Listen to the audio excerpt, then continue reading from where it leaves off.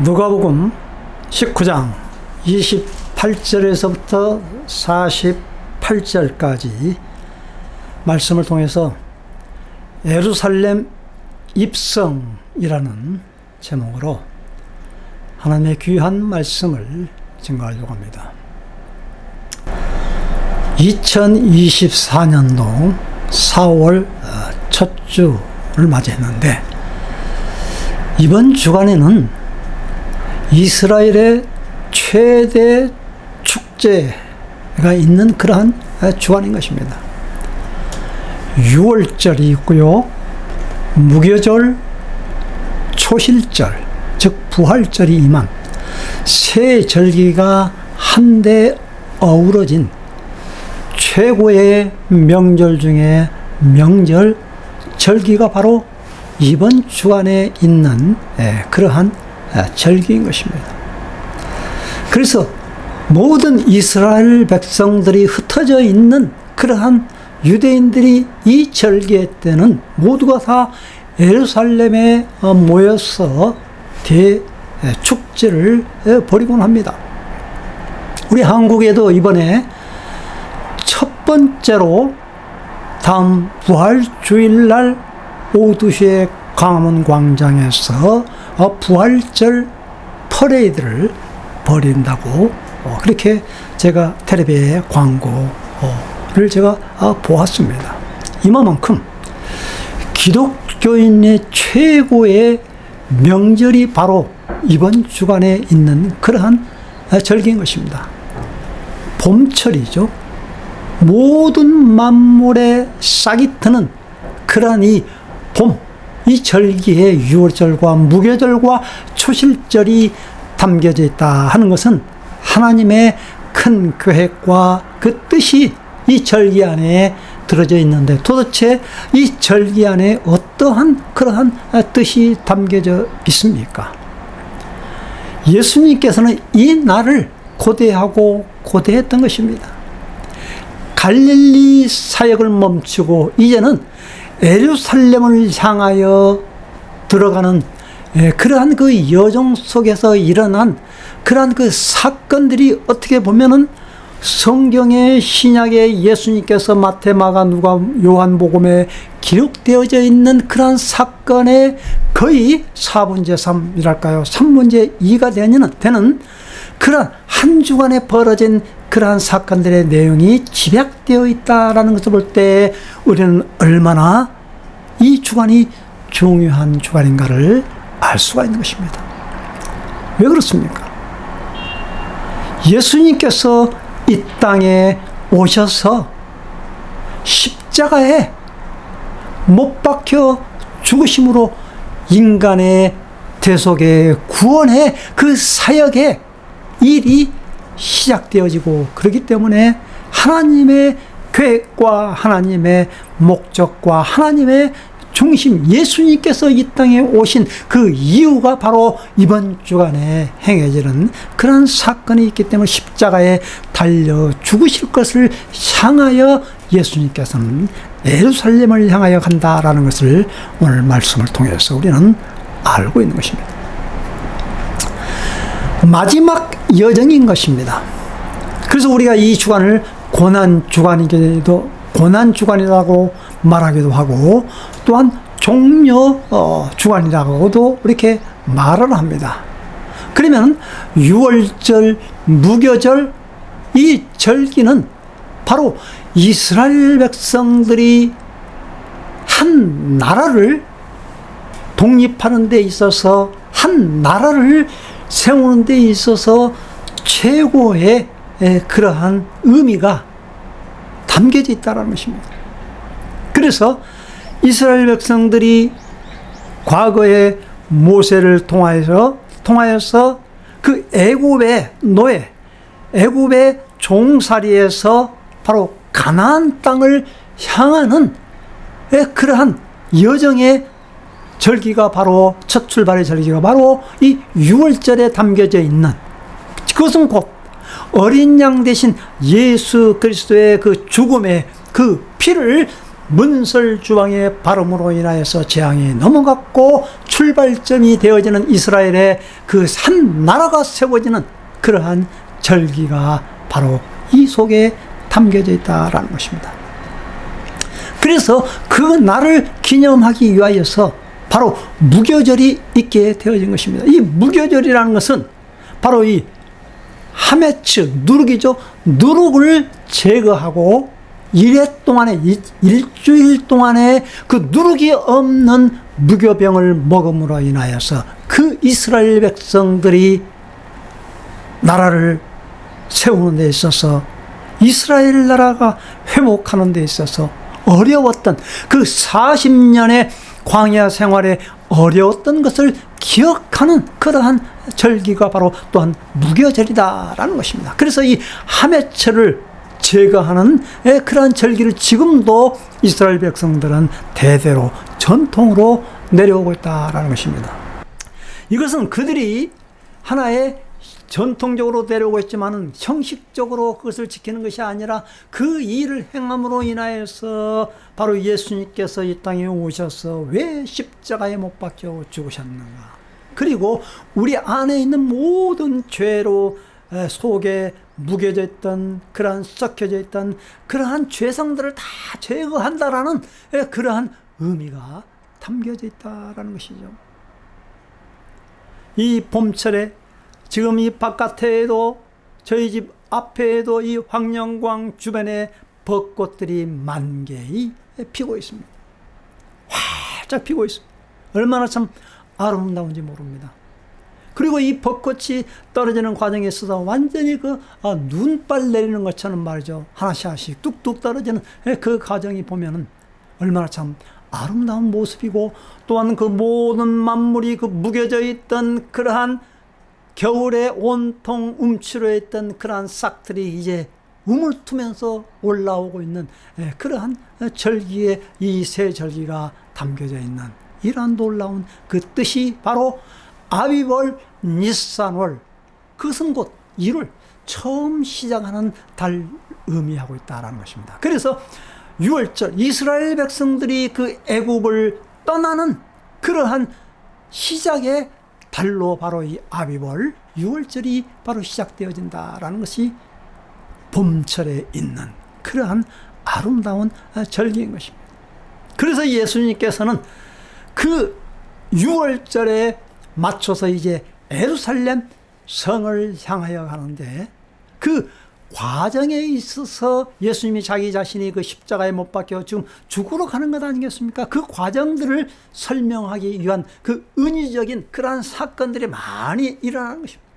그리고 갈릴리에서 그 사마리아 그 경계선상에서 문둥병 환자, 나병 환자 또 10명을 고치는 사건이 나오죠. 그 중에서 한 명 이방인 사마리아인만 주님께 돌아와서 무릎 꿇고 감사하면서 바로 완전한 고침을 받는 그러한 사건이 나오고, 또 여리고에 왔을 때는 눈먼 그러한 소경을 뜨게 하였고, 그리고 여리고에서 또한 삭개오를 만나서 그 가정에 구원이 임하면서 예수님께서 나는 잃어버린 자를 찾으러 이 땅에 왔다라는 것을 말하고 있고, 그리고 예루살렘에서 한 3-4km 떨어진 그러한 베다니의 그 집에 막달라 마리아와 또 나사로가 있는 그러한 집에 머물면서 죽은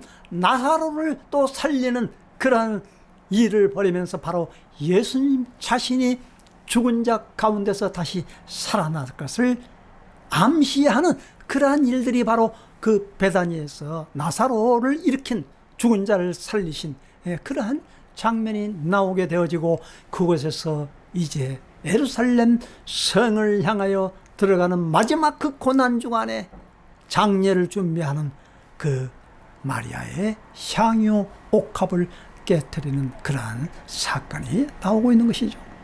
그래서 얼마나 엄청난 그러한 중요한 일들이 바로 그때 이루어지고 있습니까? 그런데 희한하게도 죽은 나사로를 살릴 때 온통 많은 사람들이 기뻐하며 이 사람이 바로 이스라엘 백성들을 구원해 줄 그러한 메시아로구나. 우리가 그토록 고대했고 기다렸던 그러한 메시아가 다시 와서 이스라엘 백성들을 회복할 날이로구나 하면서 온 군중들이 따르게 되어졌던 것입니다. 그래서 예수님께서는 그 베다니에서 이제 예루살렘 정식으로 이제 들어갈 준비를 하고 있었던 것입니다. 19장 28절에 이렇게 기록이 되어 있죠. 표준세번역에 예수께서 이 말씀을 마치시고 앞장서서 걸으시며 예루살렘으로 올라가고 계셨다.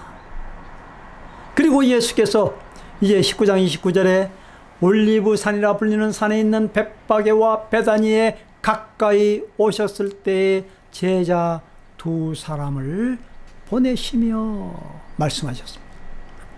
자, 이 벳바게와 베다니 참으로 의미 있는 그러한 지역입니다. 예루살렘 성에서 아주 그러한 외지고 또한 그러한 한 3, 4km 떨어진 그러한 지역에 있지만은 의미가 있는 그러한 지역인 것입니다. 항상 예수님께서는 그 갈릴리 사역에서 예루살렘 성에 들어가시기 전에 꼭 그것에 들렸던 것을 우리는 알 수가 있는데, 이 벳바게, 파게라는 것은 무화과 나무 열매라는 것을 의미하고 집이라는 거죠. 그러니까 어린 무화과 나무의 집이라는 그러한 뜻이라는 것입니다. 그리고 베다니에는 나센 환자가 모여 사는 것이고, 바로 감람산이 이제 눈에 보이는 그러한 하나의 예루살렘을 향한 전초 기지가 되어졌던 것입니다. 그때 그곳에서 이제 일요일 날이죠. 정식으로 예루살렘 성을 들어가시는데, 그 처음 들어가는 장면이 참으로 아주 희한한 그러한 광경인 것입니다. 어떤 광경이 벌어집니까? 19장 30절에 이렇게 말씀하시죠. 맞은 쪽 마을로 가라. 거기에 들어가서 보면 아직 아무도 타본 적이 없는 새끼 나귀 한 마리가 매어 있을 것이다. 그것을 풀어서 끌고 오너라. 혹시 누가 너희에게 왜 푸느냐 묻거든 주님께서 그것을 필요로 하십니다. 그렇게 말하니까 그 나귀의 주인은 주님께서 큐리어스, 이것은 하나의 모든 만물의 주인이시오 왕이신 그분이 쓰시겠다고 하니까 기꺼이 그 나귀의 주인은 내주게 되어지면서 그 나귀 새끼 한 번도 타보지 않은 그러한 나귀 새끼를 타고 이제 예루살렘 성으로 들어가는 장면이 나오게 됩니다. 많은 군중들이 따르면서 자기의 겉옷을 펼치고 또 나귀 안장에다가 얹고 주님을 태우시고, 많은 군중들이 또한 손에는 종려나무 가지를 들으면서 예루살렘 입성을 환영하는, 이분이 바로 우리 민족을 다시 모든 그러한 로마의 압제 시대에서 구원할 참된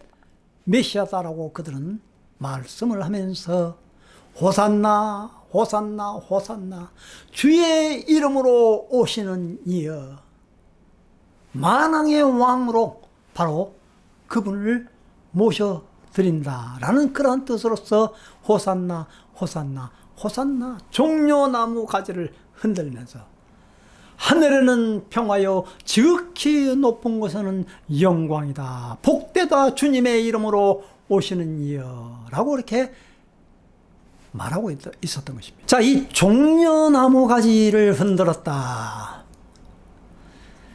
이스라엘 백성들의 하나의 그 민족의 상징인 그러한 나무가 바로 이 종려나무 가지인 것입니다. 불사조 나무인 것입니다. 도끼로 그 종려나무를 치고 그리고 그 그루터기를 불로 태웠다 할지라도 이 종려나무 가지는 또 새싹이 일어나고 또 가지를 또 피우게 되어지는 그런 불사조와 같은 그런 나무가 바로 이 종려나무 가지인 것입니다. 그러나 특이한 점은 무엇인가 하니 그 종려나무 가지의 한중간에 하늘로 솟은 한중간에 하늘로 뻗은 솟은 조그만 그 가지만 남겨두면은 아무리 도끼로 찍고 불로 태운다 할지라도 바로 그 종려나무 가지는 일주일만 지나면 다시 살아난다고 그래요. 그래서 불사조 나무다라는 것입니다. 그 한 가운데로 뻗은 그러한 나무 가지가 그게 바로 키파라는 것입니다. 키파. 유대인들이 그 한 중간에 그 정수리에 가장 인간의 그 급소에 그 머리에 그 하얀 빵떡 같은 그 모자를 둘러쓰지 않습니까? 그게 바로 키파인 것입니다. 그것은 뭐냐? 최고의 우리의 머리 꼭대기의 그 중심이 바로 하늘만을 향하는 하나님만을 향하는 하나님만을 믿고 신뢰하는 그러한 신앙의 의지가 그 속에 담겨져 있는 것 아니겠습니까? 우리 한국 민족은 1919년 3월 1일 날 그 유관순 그 누나가 독립선언을 외치면서 우리 대한민국은 독립을 원한다면서 모든 백성들이 나와서 태극기를 흔들면서 대한독립 만세라고 그렇게 외치지 않습니까? 바로 태극기를 들면서 독립을 외치는 그러한 사건처럼 이스라엘 백성들은 바로 그러한 의미로서 종려나무 가지를 흔들면서 바로 참된 메시아 예수 그리스도께서 바로 이스라엘 백성들을 회복할 참된 만왕의 왕으로서 오실 그분으로 맞이하게 되어졌다라는 것입니다. 그러면서 호산나 하르카바베셈마도나이 바로 이 독립을 소망하면서 주님께 외쳤던 그런 메시지를 바로 생각해 볼 수가 있다라는 것입니다. 자, 그런데 나귀를 타고 입성하셨다. 왜 그렇습니까? 스가랴 9장 9절에 바로 이 예언의 말씀을 성취하고자 하는 것 아니겠습니까? 우리가 생각해 보면은 개선 장군 다시 돌아올 때에 성에 입성할 때 아주 큰 유명한 말을 타고 입성해야 되는 것입니다. 백마를 타고 입성해야 되지 않습니까? 그런데 초라하고 볼품없는 그러한 나귀 새끼를 타고 입성하시는 그 주님의 그 모습, 그것은 바로 예수님께서 십자가에 못 박혀 달리시기 위한 그러한 첫걸음 예루살렘 성을 들어가는 그러한 과정에 있어서 참된 이스라엘 백성의 새 왕, 새 예루살렘 성의 왕은 우리 인간의 생각하고 있는 그런 세속적인 권력의 힘, 그 권력의 왕관을 쓰고 백마를 타고 입성하는 것이 아니라 어린 양 대신 예수 그리스도 십자가에 못 박혀 우리 인류의 죄를 대속하기 위하여 들어가시는 그 피를 흘리기 위한 그러한 예수님의 모습은 바로 나귀를 타고 들어가는 모습으로 우리는 바라보게 되어지는 것입니다. 자, 그러면서 이렇게 말씀을 하고 있습니다. 그 모습을 보니까 39절에 그 바리새인 사람 몇이 이렇게 말합니다. 선생님, 선생님의 제자들을 꾸짖어 주십시오. 왜 저들이 저렇게 예수님의 입성을 보고 왜 호산나 호산나 그렇게 외칩니까? 제발 저들의 입을 잠잠케 해 주십시오. 그렇게 말하니까 19장 40절에 예수님께서 이렇게 말합니다. 내가 너희에게 말한다. 이 사람들이 잠잠하면 돌들이 소리를 지를 것이다. 그리고 이제 감람산에 오르니까 이 감람산에 예루살렘이 이제 환히 내려다 보이는 그곳에서 이제 내려가는 그 과정에서 예루살렘 성을 보시고 그 도성을 보시고 우시었다라는 그러한 구절이 41절에 나오게 되어집니다. 예루살렘 성을 들어가는 데 있어서 우리는 또 한 가지 중요한 사실을 놓치지 말아야 될 것은 예수님께서 예루살렘 성을 보시고 우셨다라는 것입니다. 예수님께서는 3번 우셨다라고 성경 말씀에 기록되어 있는데 요한복음 11장 35절에 죽은 나사로 살리실 때에 많은 사람들이 그냥 눈물을 흘릴 때 예수님께서는 바로 그것이 자기가 죽었다가 살아날 것을 암시하는 그러한 눈물을 흘리신 것을 그들은 깨닫지 못한 것이죠. 그리고 히브리서 5장 7절에 보면 그 겟셋마네 동산에서 예수님께서 고통 가운데 하나님께 부르짖고 바로 이 슬픔의 눈물, 그러니까 땀방울이 핏방울이 흘릴 정도로 이러한 눈물을 흘리면서 기도하는 그 장면을 우리는 연상해 볼 수가 있고 예루살렘 성을 보고 우셨다라는 것입니다.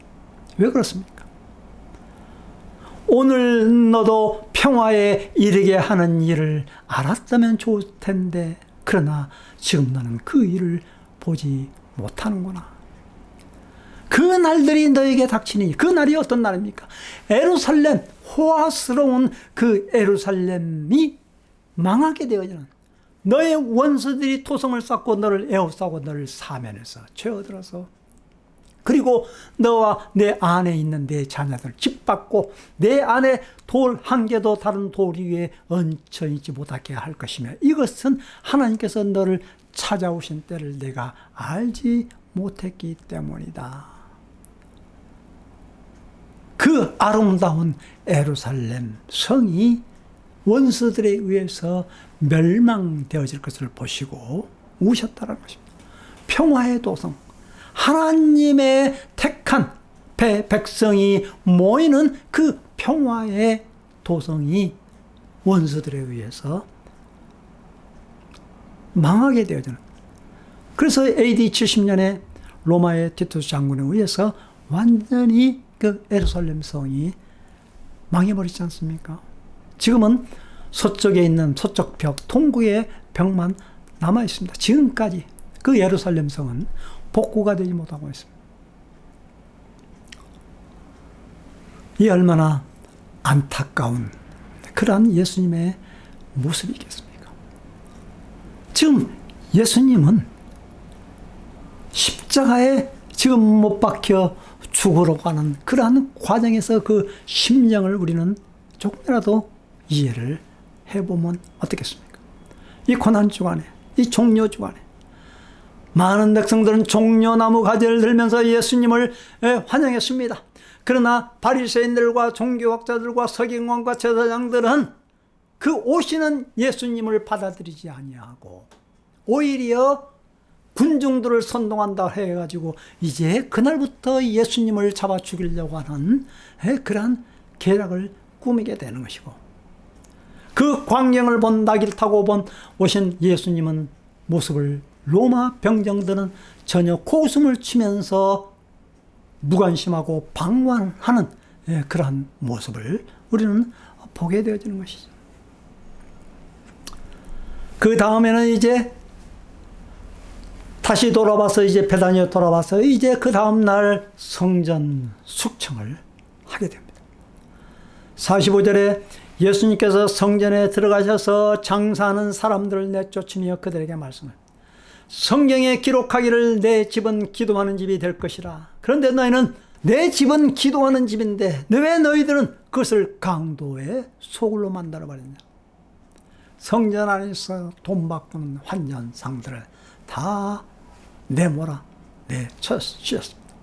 그리고 이제 계속해서 그 성전에 오고 가고 하면서 성전 척결하고 무화과 나무의 비유를 들어서 또한 논쟁을 통해서 그 성전 안에서 과부가 둘했던 헌금을 하는 것을 보시고 가장 귀한 것 자기의 모든 전 재산을 털어서 그게 바로 참된 헌금이다라고 이렇게 말씀을 하고 이제 목요일 날 제자들을 데리고 이제는 자기 자신이 죽을 것을 암시하는 성만찬을 베풀면서 이제 금요일 날 붙잡히시고 십자가에 죽으시는 그러한 과정인 것입니다. 그리고 토요일 날 무덤에 장사 지내지는 그때가 바로 무교절 아닙니까? 그리고 그 다음날 시작하는 그 부활절이 바로 예수님이 다시 첫 번째 부활의 열매가 되셨다라는 것을, 그것이 기념인 게 바로 초실절이거든요. 짧은 예루살렘 입성에서 되어지는 그러한 많은 사건들, 요한복음에는 거의 3문제 이 11장서부터 계속해서 예수님의 그 십자가의 그 고난 주간에 있었던 그러한 일들을 말하고 있는 것입니다. 성전 정화와 바로 이 성전이 바로 자기 자신이 예수 그리스도라는 것을 말하고 있는 것 아니겠습니까? 그리고 이 무화과나무의 그 비유를 통해서 이스라엘 백성들이 언제 진정한 참된 회복이 있어야 될 것이냐라는 것을 말하고 있고, 그리고 이 감람산에서 마지막 되어질 일들을 또 설교하는 그러한 장면이 나오게 되어지며 언제 다시 죽었다가 부활해서 언제 다시 예수님께서 재림할 것인가를 말하고 있는 것입니다. 그리고 만찬상에서 떡과 포도주를 떼면서 이것이 바로 자신의 몸이요 자신의 피라는 것을 이야기하면서 제자들의 발을 씻기시는 그러한 모습이 바로 제자도의 삶이라는 것을 실제적으로 예수님은 행동으로 그 제자들을 바로 이러한 삶이 바로 제자도의 삶이라는 것을 보여주고 있는 것입니다. 화롬과 번영과 휘황찬란한 그러한 권력자의 모습은 도저히 예수님의 모습에서 찾아볼 수가 없는 것입니다.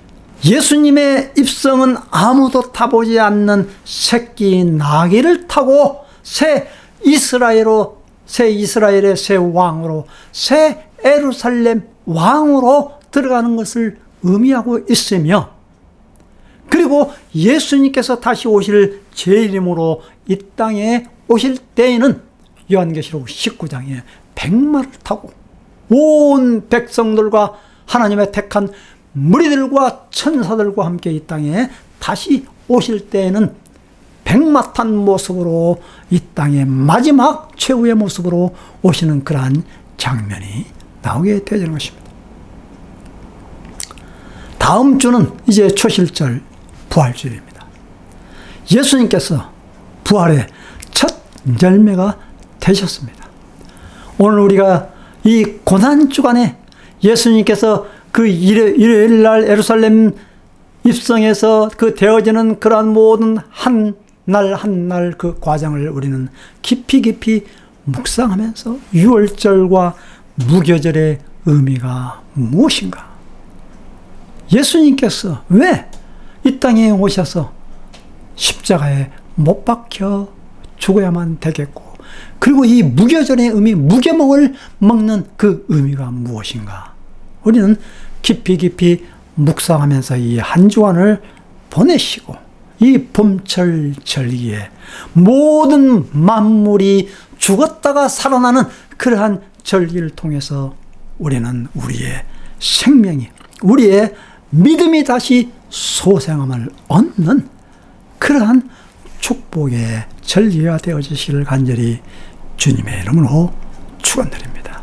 기도하겠습니다. 주님, 감사합니다.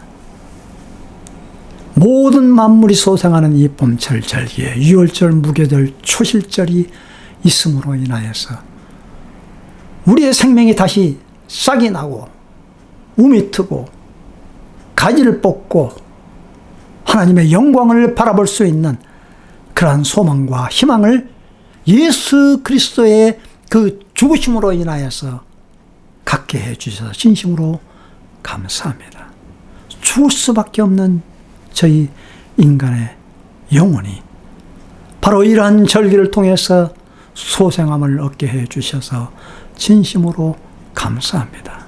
이 기간 동안에 깊이 깊이 예수님의 십자가를 묵상하면서 예루살렘 성에 입성하실 때 나귀를 타고 최고 인간의 존엄자이신 그리고 만왕의 왕이신 그분께서 겸손하게 나귀를 타셔서 그 입성하시는 그 모습의 그 의미가 무엇인가를 우리 깊이 묵상하면서 우리 자신도 참된 예수 그리스도의 모습을 본받는 저희들 되게 도와 주시옵시고 우리 안에 있는, 우리 집안에 있는, 우리 공동체 안에 있는 모든 누룩들을 이번 주간에 완전히 깨끗이 다 제거하는 그러한 주간이 되게 도와 주시옵시다. 깨끗함으로 의로움과 흰옷으로 주 예수 그리스도의 부활에 동참하는 첫 열매가 되신 예수 그리스도와 함께 부활에 동참하는 기쁨, 참된 소망, 참된 희망을 맛보는 이번 주간이 되어지도록 인도하여 주시옵소서. 우리를 죄악 가운데서 구원하신 유월절 어린 양 되신 예수 그리스도의 이름으로 감사하고 간절히 기도 올려옵나이다. 아멘.